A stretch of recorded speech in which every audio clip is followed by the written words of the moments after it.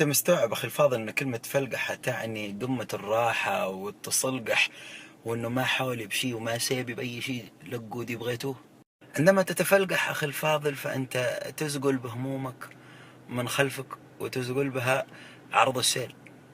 عندما تتفلقح اخي الفاضل فانت تجدد نشاطك.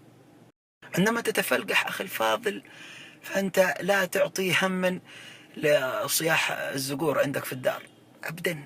عندما تتفلقح أخي الفاضل فأنت تأكل الموز، تقول الله ربح في خط الهدم، ما هم حد يصور كل شيء فيه. عندما تتفلقح أخي الفاضل فأنت تعطي العنان للغازات والسموم دي في جسمك تندر وتخلي بقعة خمام. عندما تتفلقح أخي الفاضل فأنت تمارس رياضة اليوغا ببلاش وبوضعيات ما حد لقاها قبلك.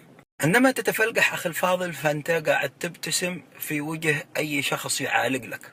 عندما تتفلقح أخي الفاضل وجاتك رسالة نقدر لكم انشغالكم سدد جوالك، بتدق على شركة الاتصالات وتقول لهم كيرسلوا لنا 3 هابي ميل. عندما تتفلقح أخي الفاضل ويجيك رسالة على الجوال تم السحب من رصيدك، هنا تخلص الفلقحة وتبي تدور هو من شل بطاقتي.